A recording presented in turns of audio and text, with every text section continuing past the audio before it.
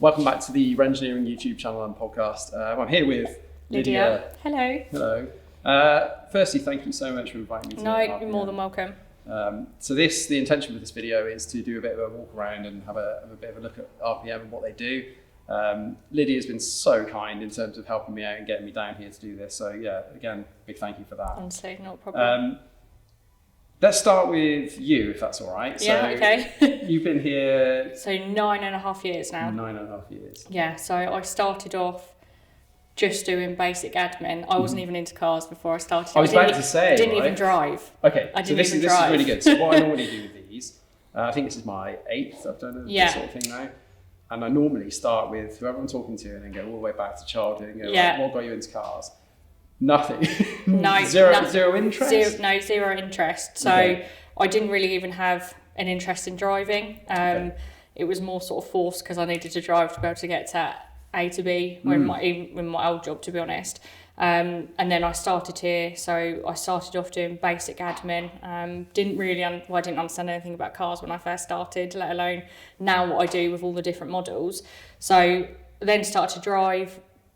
I think for me, to be honest, I didn't really get into it until I went to a track day. And then that for me was that was the turning point. Right. And you were still doing admin, but they guys said... So I went out on a track day. My first one, which I said to you about earlier, was Bedford. Yes. So the early days, we did a lot of Bedford track days.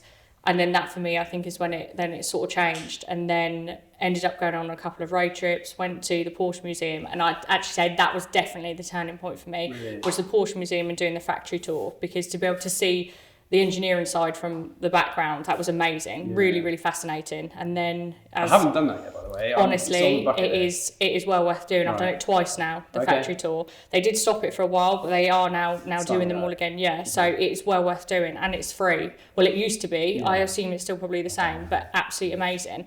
So for me, I think that's where it probably changed, and then I kind of moved up within my role, and now I run the workshop, so workshop manager. Before you skip to that bit, so you don't go from admin to workshop manager. No, there must have been a bit because my background, we off camera, we haven't spoken about this, but I'm an engineer now, but way back, so this was probably 2003, I was a service advisor for Lotus. Okay. And Jeep and the Chrysler brand, basically. Yeah.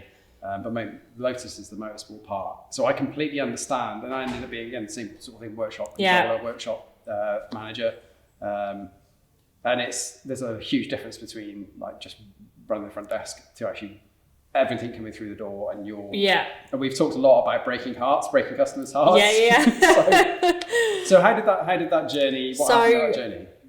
That was never going to be my intended role. Never going to be the workshop manager. So initially I came in doing admin, and then to be fair, still a lot of my role now is operational. Right. So I was kind of more in an operational role, and then we'd always struggled to fill the position of workshop manager, just because it's a really complex role, and obviously what you have to do within that role. So every time different employees would go on annual leave, I'd always cover that role, and we would always have structural changes, which it meant who was doing that role would then move to a different department, and then I would automatically become the default to run that department. And then I'd ended up doing it, I think, for about a year at this point. By chance? Just by chance. Right. And then we were advertising at the time for that role, so I didn't apply for anything. It was sort of, the decision was made that actually I was really good at that role, that did I want to take on that role full time as opposed to actually then employing somebody to be in that role. So that's how I ended up in sort of the transition. I think from starting off at admin, not knowing anything about cars, but I was so determined to learn because I really wanted to. So I think that was a big difference. Big difference. Around, right? You know way more than I do.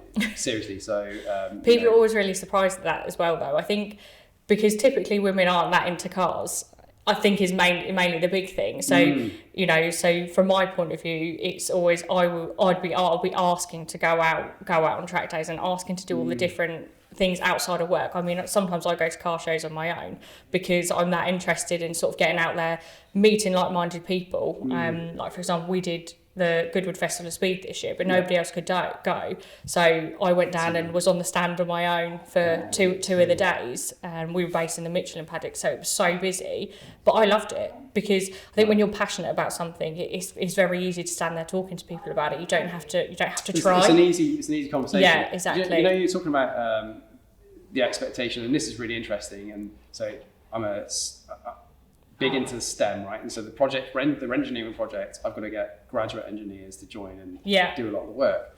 I really want to appeal to everybody, and that's gender non-specific, right? So your automatic thought was that when I was talking about, you know loads, that it was a gender-based thing. It wasn't at all. Okay. It was that you had no interest in cars. That was where that conversation, where that came from. But I do think as well, it is. So, and I think the thing is, people are quite surprised normally when I can stand there talking about a car and the works that are required on it in a more technical detail than just... There's an assumption there. There's an arm that needs being replaced. Why? Oh, I'm not sure. I don't know. Let me go and get someone. And you're like, well, you know, the rubber degrades over time. Yeah, exactly. So, I've learned a lot over the years, and, you know, don't get me wrong, there's still so much I can learn, but I'm really grateful for the technicians that I've got around me, that if there's anything I'm ever not sure on, they will, they'll show me. But it's still every day's a school day. Like 944s, 924s, that's something I'm not that familiar with, mainly because we don't get that many through.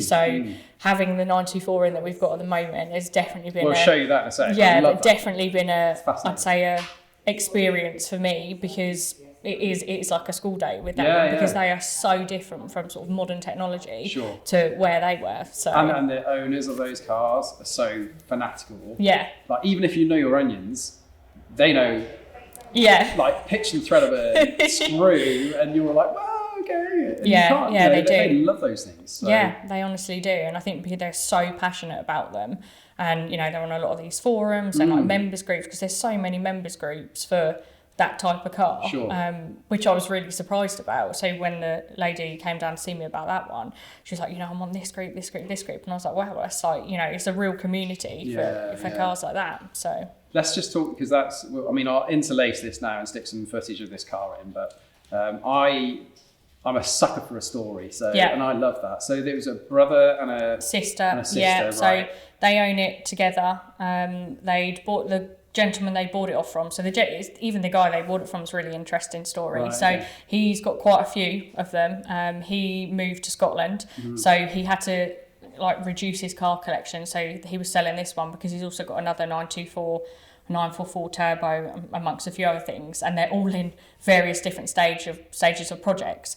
So he had to get rid of one, and they'd wanted one for ages. Then this one popped up, and they said that they'd had it checked out initially, I think by AA or something like that. So they knew structurally it was a sound car, and it is. It's like I said to you earlier, that they are really lucky with that one. It's a beautiful example. But the guy owned it before, tinkered around with it a little bit. So there was some things on it that were not remedial work. That were required because they weren't quite correct for the vehicle. By no means it wasn't bodied or anything like that, but it needed just a bit of TLC. To be fair, 30-year-old 9X4, it's not doesn't need it, exactly that. But the lady who of the couple, brother and sister that own it, she's really into cars, and she never really had the time or be able to actually see the vehicle in that state. So we got her down, talked her through it, showed her underneath the car, and she was fascinated by it, because a lot of people, you can look at it from the top part and be like, it's a car, it looks nice, the wheels look okay, but to actually be able to see underneath it where you've got components and things being removed, it's amazing for them. It's amazing to be able to see the reaction from them when they get to experience that. So it's lovely. Really and good. That's something that the conversations we've had off camera, the customer journey is really good here. There's like a proper, it's not transactional. It doesn't seem that way when we talk about it. It's not. These people become friends. They do, and I think long-standing customers. I think that part of my job, I say all the time, one of the main things I love about my job is that client relation, because you build up a rapport with them, and it becomes, you understand exactly what they require, and then vice versa, and then when you've got a working relationship that becomes a friendship, it's lovely. And for me, always the most important thing is the client experience, and making them, it's so they feel that they're part of the journey as well. So we always try and, if there's any advisory works, it can be very daunting when you receive, a list that can be let's face it, an older car. Yeah, have a exactly. List. And they'll have an A4 list of advisory work, and for someone that doesn't necessarily know what all them components are, we try and follow up the photos, but it's nice when they come down, because most of the time, it's generic wear and tear, what you'd expect with a car of that age and mileage, but I see it day in, day out, so I'm like, there's nothing out of the ordinary on there, but for someone that doesn't... You just get a list. You think, oh my God, this is horrendous, and you're like, no, it's honestly not, it's just tired, it's just the age of it. But it's like I said to you earlier about the 991s. I feel like the Gen 1 991s, the list of advisory works I get on them are nearer enough getting like Gen 2 997s are now. So, it's bonkers, isn't it? And they're not that old, are they, really? No, we think the earliest one, sort of late 2014, 2015, something like that. So, yeah, it's all fun and games. It is. So, talk to me about RPM. Yeah. What does, if you're in the UK, chances are you know of RPM anyway, but YouTube's a big place. Yeah. There's going to be people all over the world. So what do RPM do? If you can give me the kind of different parts of the company. Different parts of it. So beans were in the showroom. We'll probably talk about we're in here. So we do sales. So we offer a sale or return mechanism is essentially what our main platform is for car sales. So this is quite rapidly expanded over the last few years, because this unit we only took on, oh God, it's probably 5 years ago now. I say only just, time flies. So originally we had there, but we kind of upped the level of car sales. So we've now got a lot more cars in stock for sale. Typically we don't sell anything over 10 years old, unless it's a classic. So you'll probably notice we've got a few air-cooled cars in at the moment. But again, they go through the same level of inspection and prep like the modern GT cars do. So in here, I'd say quite a variety, but there's a lot of GT based cars in here at the moment. Did a like an Instagram 2-second here I am kind of thing. Yeah. I find this a lot, right? If I go somewhere, and the same with car shows as well. One car like that 2 RS, I would spend 20 minutes looking over it on its own, and you see a whole room full, and you just don't know where to start. No. And it's just that this place is bigger than I expected it to be, and it's like that the whole way around. You just go, well, where do I start? Yeah, I think that's the thing. It's it's almost like being a child in a sweet shop, and I still feel like that after 9.5 years of being here. You walk through and you think, wow, it's pretty cool, the machines we have here. So predominantly a lot of the sales cars currently that we've got in here at the moment are GT based, but we sell 981 Boxsters, 981 Caymans, Gen 2 997s, 991s. So it's not all GT platform. There's various different models that we sell. Like I said, it will go for the same level of prep regardless of what car it is. So that's kind of summarises the sales part of the business. Then we go into the service. So obviously service is a very big part of our business. We'll go through the workshop again later. Yeah. So that is everything from basic servicing, disc, pads, clutch, IMS, if we're obviously referring to 996s. We also do all the generic post and pre-track day checkovers in there, which again it's like such a vast amount of cars that now go on track, because it's like I said earlier, you've got the 991 GTSs that people use on track because they can drive to the track, do the track day, then come home again, not have to worry. Whereas some people, depending on how modified their cars are, will have to trail it to and from the circuit. So servicing, main bulk of work that goes on in there. But it's like I said earlier, it's from anything. So at the moment we've got, when we walked through earlier, there's a 924 in there. You've got a Panamera that's currently being serviced. You've got a 996 that's having an exhaust system. You've got a GT2 RS that's having a pre-season, almost post-season, kind of still ready for the next track day. So it's such a vast amount of work that goes through that workshop. We also do all our Manthey Racing setups, suspension upgrades, full conversions. They also go on in the main workshop. So there is a real vast amount of work that goes on in there because of all the different skill sets that are based in there. Yeah, sure. And then going on, kind of, I'm doing the walkthrough. We've got the engine and gearbox shop, which is obviously, as it sounds, it's all the engine and gearbox rebuilds.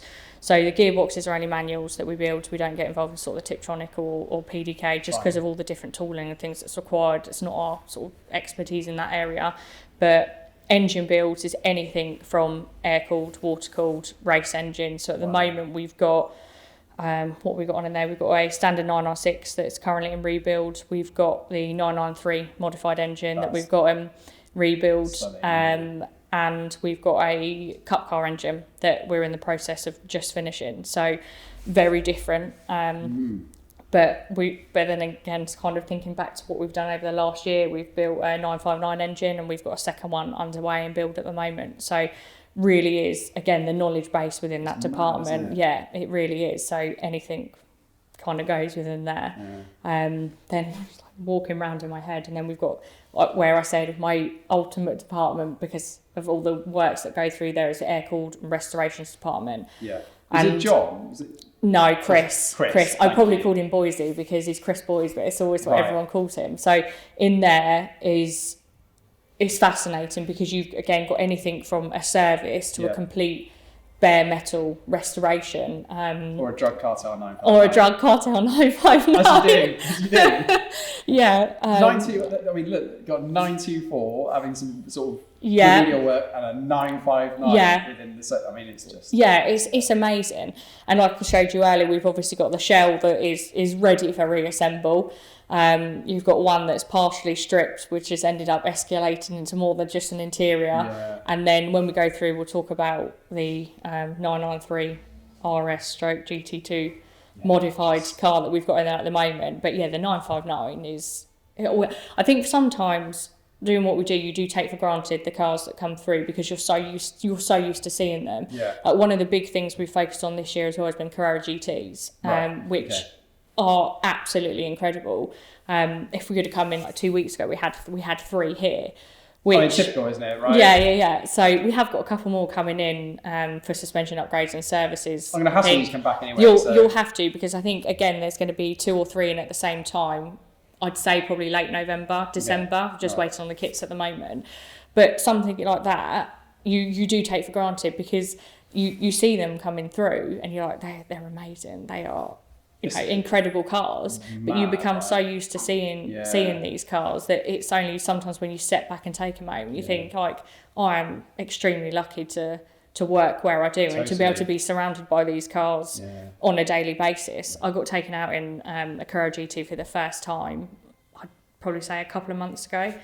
It didn't disappoint. It was exactly you wanted to see. I tried to do a video when I was driving on, but I just kept laughing. I felt like a child. Yeah, right. I honestly felt like a child. That's what cars should do to people. Yeah, right? it really should. It's for me. I'm less about the kind of precision instrument smash a lap time. I want that experience with everything I go in. Yeah, definitely. I don't ever want to lose that feeling of like just the overwhelmed 8-year-old child, that whatever car it is, if it gives me that, I'm in. Yeah. I don't care what it is. Yeah, exactly. And I'm very lucky that I get to experience this. I think one of the highlights for me this year was we went to Donington Park, and one of our clients he's got a few cars. One of them I'll have to whisper because it's not a Porsche, but we won't. We'll just skip that. Yeah, I'll edit it out. But he did take me. He's got an F40, and he did take me. Oh, okay, that's fine. He did take me without that in that as well. So I went out in his 993 GT2, his RSR, and then the F40, like kind of back to back. But yeah, that. I mean, that's just the bonkers thing. I guess this is social media and being able to do this stuff and. Like I was growing up, I was a petrol head from like birth, pretty much. Yeah. And I had the posters on the wall and all, but those things seem so unattainable to even see. Like if you were lucky to see a Testarossa or whatever it is, and now the accessibility to that, not for generally people, but you can go to a show and you'll see these things fairly regularly. Yeah.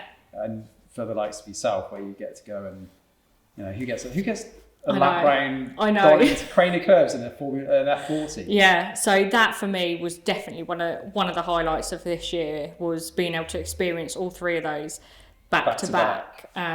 It was it honestly was, because I've been out on track with passenger laps. I've been in the likes of this MR, 901 MR, the GT4, but again a lot of the vehicles I've been out on track have been more of the modern platform, because typically you see more of them when you're out on track.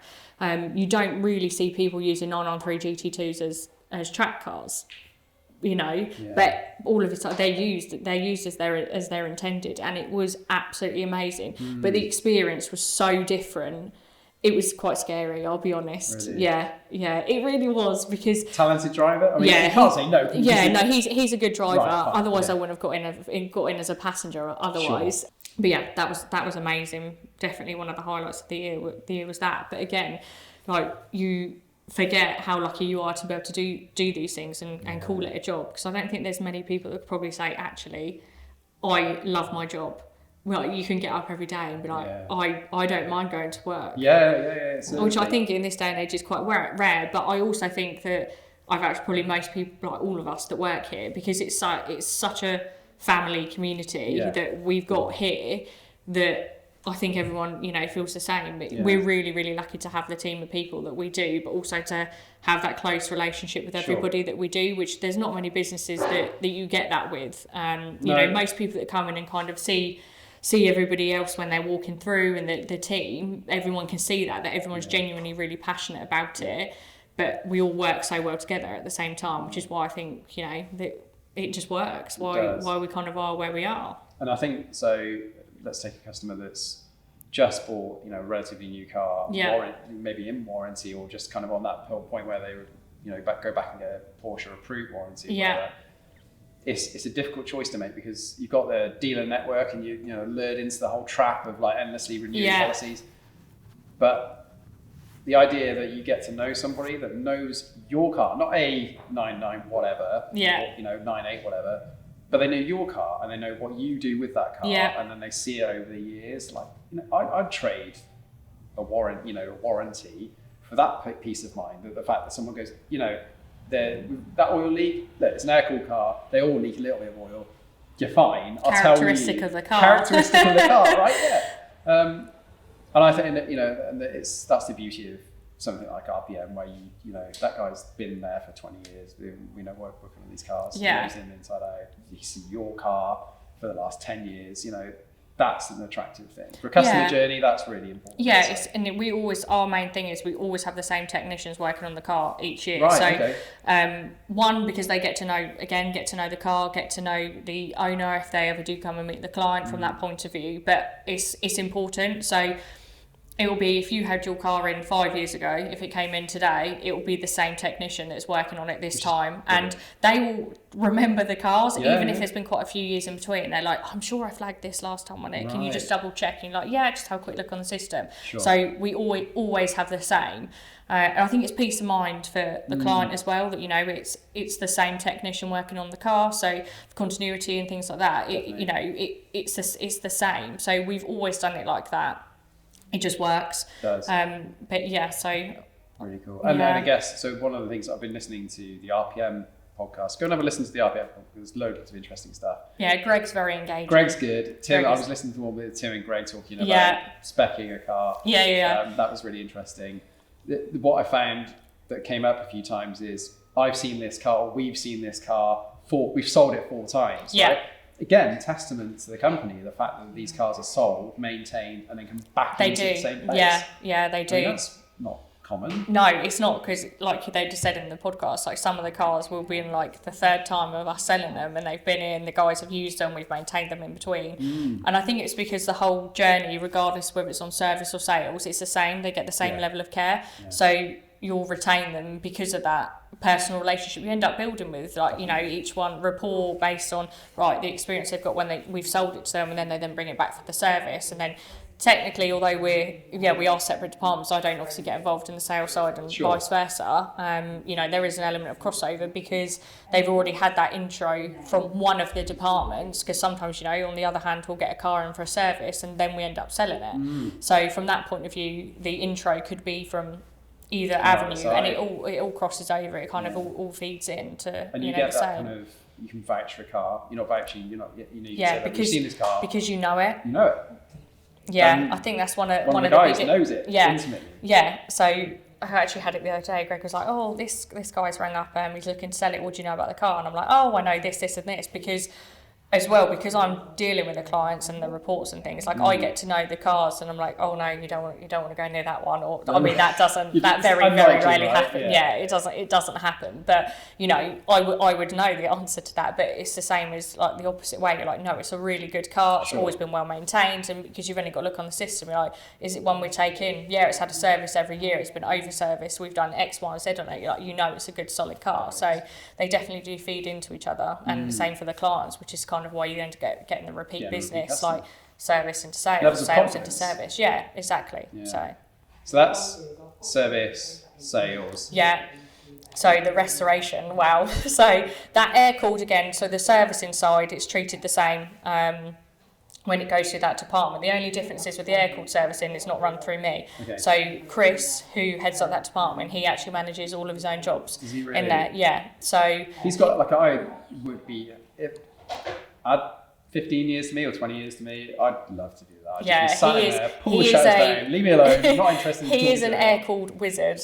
He has been referred to as being an air-cooled god and air-cooled wizard, because, you know, I find it fascinating what he does in there, but the vast amount of knowledge he has, 40 years, that he has on those cars, it wouldn't even be worth me trying to, you know, I can deal with some of the advisory work and servicing if I needed to, but his expertise on it just works.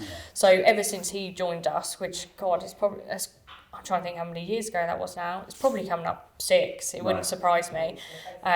So he runs and manages all of his own jobs in there from start to finish. So, you know, you'll get a client will phone up and book their car in, and he'll determine based on what their use has been, what their mileage has been, what the last service was, what we're going to do on it next. And then again, all of the managers from start to finish, if there's any advisory work. The projects is slightly different, so there's a kind of a few of us that are involved in that. The main one is Ollie, so he's the technical director and founder of RPM.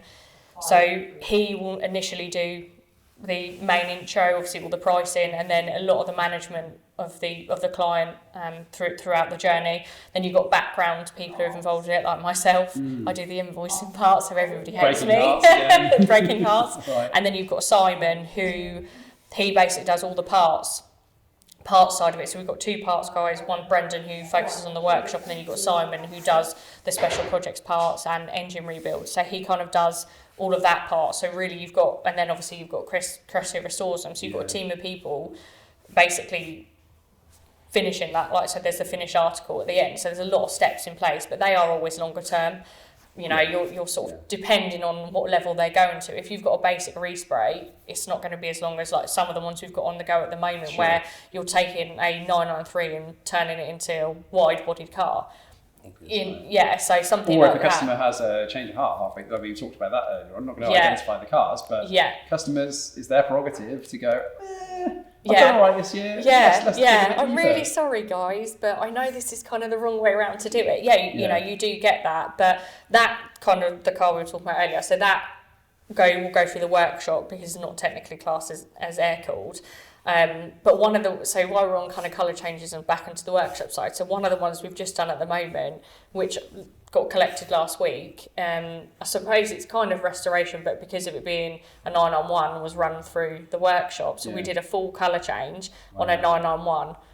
That's a lot. Yeah. I mean, it was lava orange before. It was lava orange. Was lava orange. Which people go hunting for anyway. Yeah. So I went to GT silver. Did it really? And it looked, so it was, the finished article was stunning. So he collected it last week, but again, that's been a long process, like stripping the car back, because most people obviously do the liquid, what's it, PP? Liquid paint, whatever it's called, that, that. But he was like, no, he'd had that before, he'd never really got on with this. He said, no, I want this car to be GT silver. He's owned it since new. Right. So, you know, there's obviously the sentimental attachment part of it anyway, but it looked fast. It looked so good, and for me, I'd say the highlight was when he come to collect and the look on his face at the end of it. And you're like, that's what it's all about. Yeah. So on that side, we can do colour changes on modern cars, which we have done before. But then back sort of kind of the air cooled again. That's anything. Most of the time, our kind of philosophy is like you do it once and you do it properly.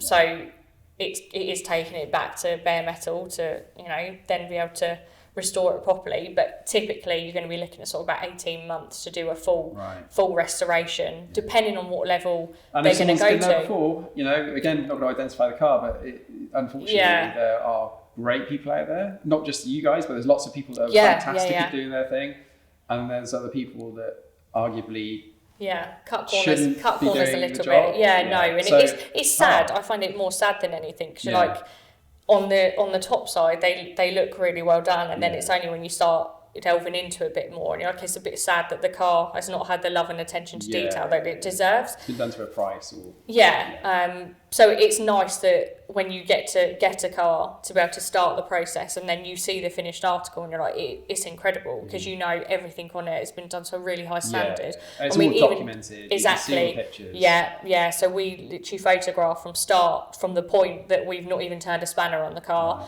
to obviously right way through to the finished article. So that, and the same with like the sort of the third parties we use, like the people we use for bodywork and like interior. Again, it's all documented, and they all work to a really high standard. If you're going to ever sell that car, that's a big part of the value is in the fact that you can see all of that. What work's been undertaken. Definitely.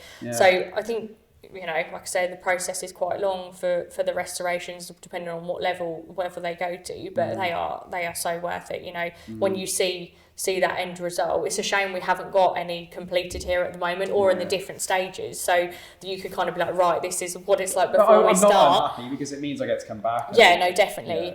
Because we have got a couple, like I said, that are in interior at the moment, so when they come back, and then I can show you the before photos of what they started life as to now what they look like. So it's a very nice journey to be able to see, even though I don't have a massive amount of involvement, and Chris is heavily involved in it. So like I said, I always go over there because it's my favourite department, just because there's always so many different things happening in there. You might have a car that comes in for a service, but it always escalates because they are old cars now. Curation. It's like looking after exactly mummified prize thing from Egypt. You've got to take care of that. But I just think they're so well made.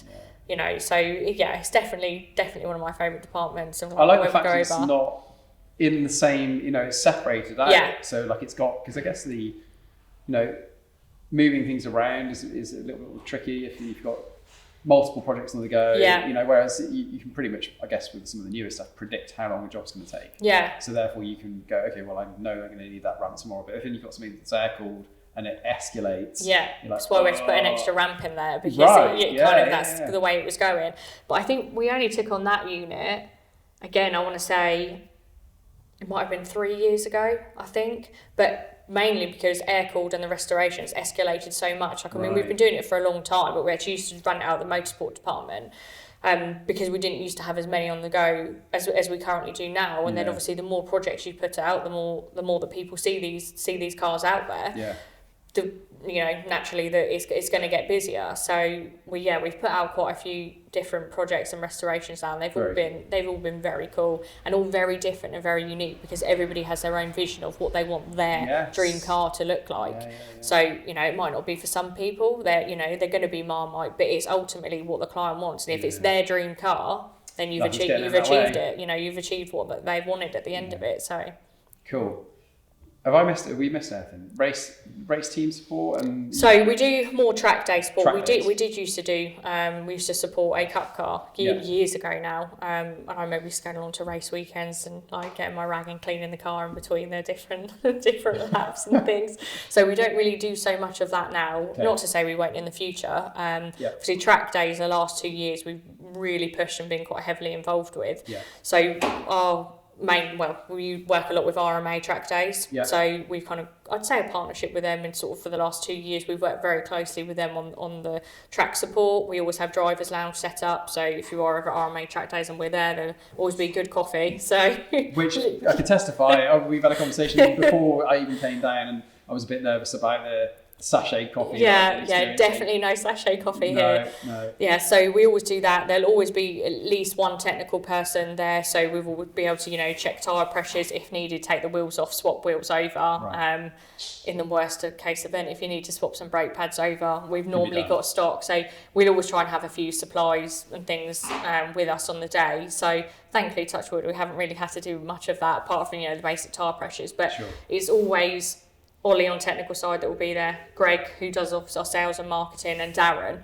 I do go to them as well, but not as many as I'd like this year. It's just been busy, been really busy, and there's only so much I can go to. But it's always great, you know, from every aspect. That if you need to talk about what upgrades you could potentially do to your cars, they've always got the demo cars as well. So there's always our GT2 MR there, which has obviously had a full conversion, Cromwell and Pinion, and now we're obviously just in the process of the exhaust development. And then Tim Harvey's always there in his GT2 RS MR. And what that guy doesn't know. Yeah, it's not worth knowing. Yeah. So, you know, I think if you ever get the opportunity to be at track where we are and, you know, come down to the garage and track, like,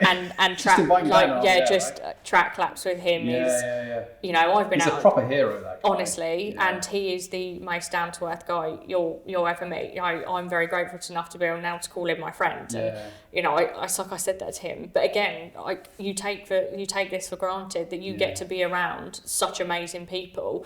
That we've had it before when he's been here and clients have walked in, they're like, oh my God, is that Tim Harvey? Like, do you think I can go and get a photo with him? Like, like that, that's fine. Yeah. But you know, you think, God, I've got loads of photos of him when we've been on X event and this event, but you don't think too much of it. And I think, again, you kind of sometimes just take for granted, like, what a true hero that man really totally is. But to go out in a car, the golden age of British touring car, literally, you know. Honestly. So, you know, when I was saying one of my highlights was going out in the 993 GT2, one of my highlights will always be going out with Tim Harvey in a car, because I'm trying to think when the first time I actually went out with him was, and you're silent. It takes a lot for me to be quiet, that's for sure. But I was silent in the car, and I said the way he was driving the car, it looked so effortless that he could have just been popping down to the shops and listening to classical music, not, you know, 140 miles an hour down a straight. You know, it is surreal. It's a really surreal experience, but it is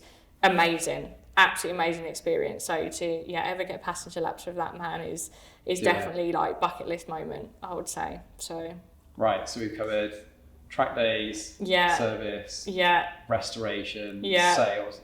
Yeah, I'd say that's like, we've done CSR? So CSR, so obviously when that concept first came about was actually just before my time, so I don't actually know the full background as to how they ended up getting there. So we obviously you'd have seen. Come back and so you'd have obviously seen like a lot of the like full conversions that we've put out. So the 996s, 997s, I mean, CSR is still around. We don't do so many full conversions now. A lot of it is, I mean, the ducktails, we sell loads, absolutely loads, but all over the world. So one of our biggest markets for the ducktails at the moment seems to be Thailand and Australia. Is where most of our ducktails are going, fine. So we sell a lot of the individual components. I mean, we still do get quite a lot of inquiries on the CSR platform, but it's just there hasn't been that many full conversions we've done of late. I think we've got one for sale at the moment. I was when I say so close, so this is probably that's twice. So when I bought my 981, there was it wasn't snakebite, but it was similar to, it was like a 997 platform CSR, and I was that close. It was like hitting the dialing numbers. Undenied, And again, more recently, there was another one. It might even be the one in the car park. But, so that came in, I'd say, probably about 3 weeks ago. It's a Gen 2 997, that one. So, pretty special, mate. Yeah, they are. They're very cool cars. Very cool cars. So like I said, we still do quite a bit of the upgrades and things, particularly suspension. We do so many suspension upgrades on the 996, 997 platforms still. So I think a lot of it is individual, because we split it down. So rather than just offering sort of full packages, we split it down slightly so people could do, you know, if they just wanted the same suspension setup that was on the CSR, they could kind of purchase that package. You know, benefit from all that kind of R&D. Yeah, exactly. Right. Yeah, so they would obviously not be classed as a CSR conversion unless you've done the full conversion, but essentially you're still bolted on some of the stuff that's been tried and tested on, you know, for years on these cars to just a bolt on because you know it works. Yeah. So it's, you know, we use KW or Manthey, which is obviously KW components anyway. So because it's tried and tested, you know, we know it works. Obviously we do use other suspension manufacturers as well, but KW is for me ultimate suspension. So cool. All right, I think it's probably a good time to wrap up this part and we'll do a second walk around. Second walk around, yeah. Is that all right? Yeah, it's probably changed since we walked in there earlier though as well. So yeah, no, cool. That's great. All right, let's hang this bit up and then. So this is what I was saying. So Ricky's currently working on a GT2 RS, which is having a setup. Well, I think it's more of a tweak, isn't it? Do you mind just talking us through a little bit what we're doing on this one? Yeah, so this guy, he's done some more track days this time and wants to progress on and get the car set up again and just make the tyre wear work better. Right, okay. Has there been much customized, setting the geo settings on specific stuff, or is it? We start off with a base setting for, say, first-time drivers, and then as they get better and better, so we can add more, just get better tyre wear out of the car. So this, we already did the Manthey suspension kit on it. I mean, you're welcome to have a little more closer shot if you'd like. We did that, I'd say, a couple of months ago, and this is also running the Surface Transforms discs. Oh, okay. So that's one thing that puts people off with buying PCCB, isn't it? Yeah. So these are, I wouldn't even say an alternative, because typically a lot of these that we fit, their PCCBs go in the box. So obviously, if you need to switch back, because to replace them, you're looking at sort of 20 grand plus, and you've got to do in pairs. These can be resurfaced 2 to 3 times. So from that point of view, they're the ideal thing for track use. So yeah, it's ideal really. Amazing. Looking things over.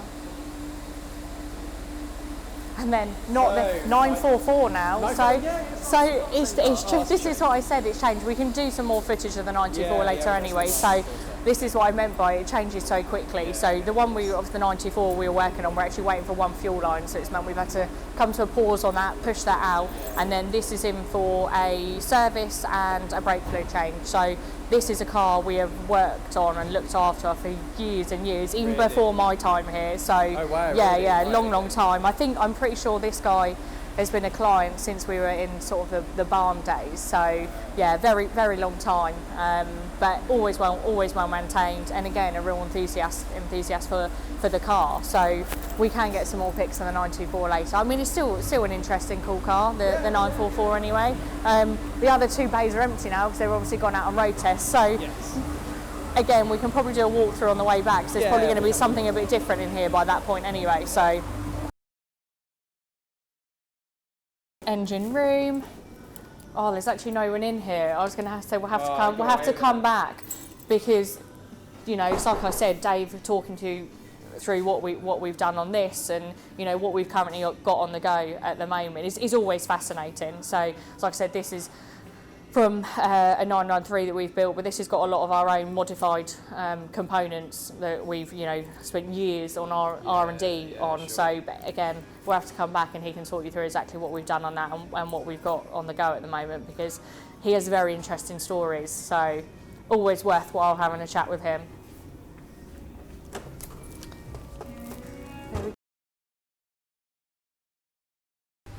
As we said, favourite department, favourite place. So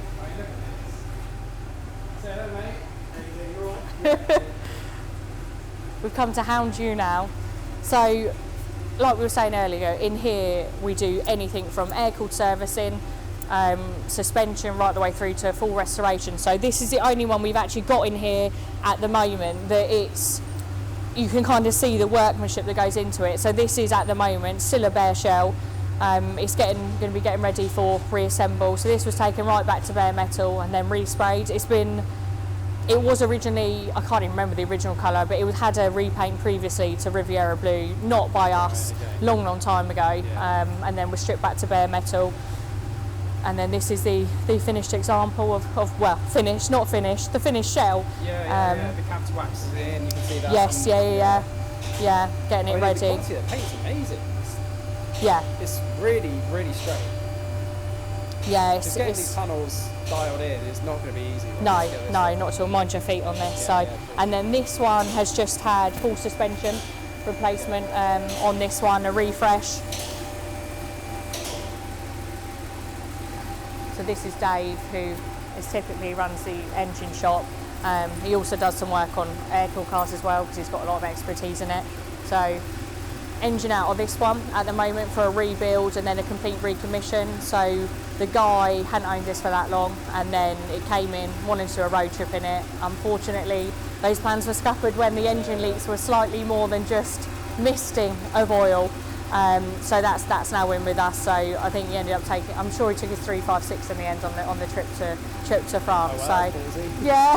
The one that broke down a good route. Yeah, definitely. I think he took it on the road trip prior to the Goodwood breakdown. So yes, if you wanted to know any more about sort of what's been done on this, this has had the suspension, isn't it, on this? So the full suspension overall, the KW suspension, all the bushes have been changed and all the arms, everything's powder coated, yellow plated. Nice. So it looks full very works. good underneath. Nice. Lovely car as well. Yeah. People love them all. Leave them and Yeah, I really like them. I think it's just more the fact that they have to be kept inside because they are really reliable roofs, are they? They leak a lot, so. We actually put electric steering on this one as well. Yes, we did, yeah. So this one, literally, I just said the interior is not really nice. this one had an electric power steering conversion fitted to it by us. Okay. What, a few months ago, wasn't it now? So originally, About a year ago now. was it that long ago? Okay, about a year ago then. That's what I mean, time just flies. So that was what it initially came in for. Then he said, oh, whilst you've got it, can you do a geo on it? And then unfortunately got it on the ramp to sort of look to see if we were able to undertake the geometry on it, and the suspension was too far gone, hence why he opted to do the KW in the end. So once Chris is done, we'll walk around and he can talk you through this one over there.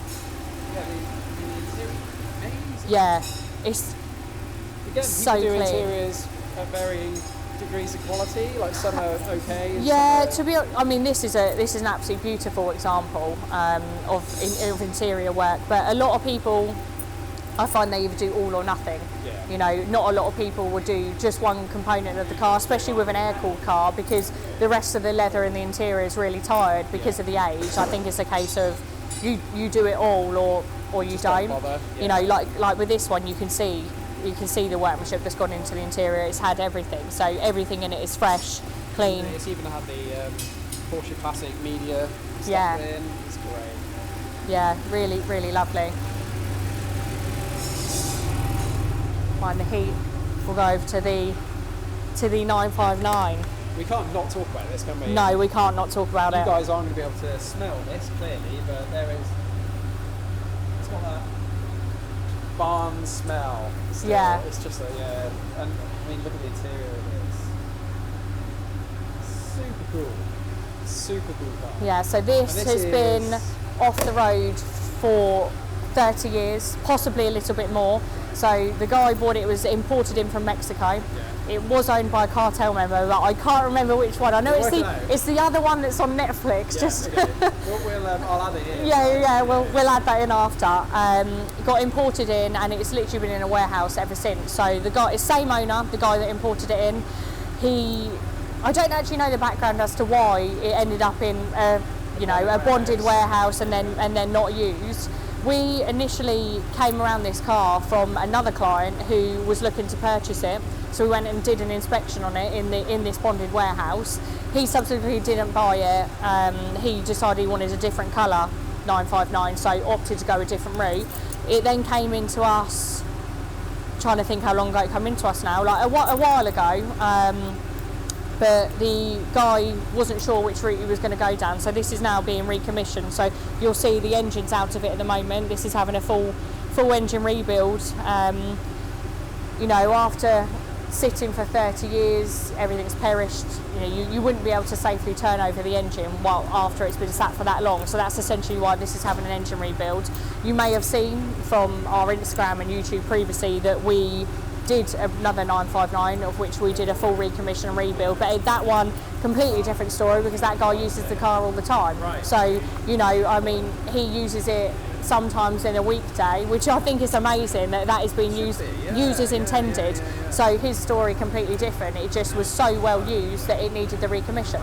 So that's the difference between sort of that one and this one. But this is a lovely example because it's done nothing. The mileage on it is so low. I think it's can't actually remember now. Let's have a look. 23,000 kilometres. What is it? 23,000 kilometres. So, you know, very low mileage. And a lot of that would have been in its early years because of how long it's been sat. Yeah. So, but yeah, Mecum auctions. I can see the States, and it'd be, you know, there'd be people all over the place screaming and jumping over it. It's just a bit. Yeah, it's fascinating. It's, you know, there's such beautiful cars, but it's, again, like I said to you earlier, I feel like sometimes you take these things for granted because we've had a few of them through now, which that in itself, to say that out loud, we've had a few 959s through is, you know, it's amazing, really amazing. This is quite a cool story, given we're in the air-cooled department, to be able to, you know, talk through the reason. When did you get this? I bought it in January. Okay, I thought it was back. Was this, a year ago. so when you bought it, was it bought with the intention of, you knew it needed work? It was a non-runner, okay. And it needs restoring. Does it? The kidney bowls are rotten on it. They're not horrendous, but they just started to go. Yeah. And it doesn't, I mean, it doesn't look like it needs a lot, right, to look at it? The paintwork is chipped and whatever, so it's going to need a full repaint. It needs the roof doing. But the thing about it is it's quite a rare car. This is an anniversary model. They only brought 50 in for the UK market. Wow. 30 of them were coupes. Okay. 10 were Targas and 10 were Cabriolets. So it's a 1 of 10 car. Wow, that's which crazy. makes it, you know, a car worth spending money on. Worth the effort. Yeah. There was quite a few different things to a standard 3.2 Carrera. These had colour-coded wheels. They had a Club Sports gear shifter. If you look at the seats have got very Porsche signature. I mean, I didn't even know this existed. They came with metallic leather interior and plush carpets. Wowzers. Yeah, it was the 25th anniversary. Maybe I missed it, but was this a customer's car or something you just found by, you know, like knowing people, or? It's just knowing people. I was looking for a car to do a restoration job on myself anyway, and you know, I'm passionate about these cars, and I wanted one to do myself. And a friend of mine knew a lady that had this in her garage for 9 years when her husband passed away. Right. So she wanted a certain amount of money for it, and I was willing to pay that. Yeah. I've already spent about 80 hours on it, just getting it roadworthy, getting it back on the road. Wow. But I've probably got about another 300 or 400 hours of getting it restored. Wowzers. How do you fit that? I mean, how do you fit that in? Well, some of my holiday time I'll take to strip it down. Right. Okay. Also, Dave, our other technician, Yeah. is our engine builder. He's going to give me an hand to build the engine. So, Right. Okay. you know, I will have help doing it. Yeah. Yeah. Are you gonna try and keep it going, drive it when it's? Oh yeah, I used it all through the summer anyway. Did you? That's cool, because I guess there'd be a temptation to park it up and. No. But actually, these things probably better being mobile, right? Yeah, exactly. Use them. Is that? Would you say that's a thing in general for air-cooled stuff? Don't stick it in a garage, or. It's no good for them. Or if it's in a garage for a certain amount of time, always go out and just start it up anyway. Right. Every now and then. Because it's not good for the engine just to sit in one position with the valve open. Yeah. Certain valves will be open, and those valves that are open for a certain amount of time will get weak. Yeah. And, okay. And eventually, especially if the car's sat around for maybe 10 years or whatever, eventually, because they go weak, when you first start the engine up, sometimes you can break a valve spring. Right. And you can end up causing damage to the engine. Yeah, of course. There you go. You've heard it now from the guru. Make sure you start your air-cooled cars. Awesome. It's always nice to take them out for a drive every now and then anyway, while they're laid up. And if you're lucky, I mean, the weather's amazing today, so why wouldn't you? Yeah. Are you gonna, the seat, that embroidery in the seat, Yeah. if it was me, I'd be tempted to try and retain that headpiece. Oh, it will be. Because you can never replace that, right? Even if you try to replicate it, that's the original hard leather. So well, it's like a sympathetic originality is everything. Yeah, I wouldn't even replace any of the carpets. Right. Everything will be cleaned. The leather can be repaired anyway. Yeah. Obviously, the roof needs changing. It's got a split in the roof. Sure. but yeah, wherever possible, sort of But originality, retain the patina and just sort of bring it back to life. Super cool. Well, I'm not gonna let you were working guys, so I'm not going to take any more of your time, but I am really grateful for your time. Cheers, thank you. One. Thanks, Chris. Take care, mate. Wow, that was so nice. Again, I know I've sort of waxed lyrical about how nice these guys are, but Lydia's taken I've been here a couple of hours, so yeah, massive thank you to RPM and Lydia especially for making me so welcome. It was really interesting to walk around the showroom and learn a bit more about what they do, and also a big thank you to Chris, who was not that keen to be on camera, but yeah, learning about the restoration side of the business, particularly for me. For the Ren 550, it's not so much a restoration as a starting from scratch and rebuilding something, you know, taking something that was kind of a silhouette of a 550 Spider and then turning it into a completely re-engineered platform.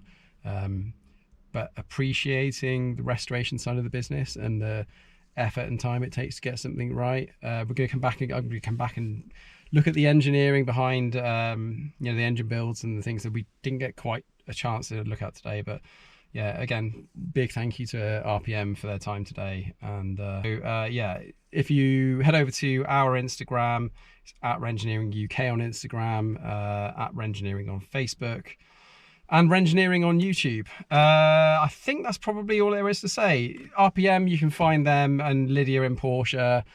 She's on Instagram as well, so go and give her a follow. We'll be back very soon. Thank you so much. Hope you all have a lovely day. And yeah, take care. Bye for now.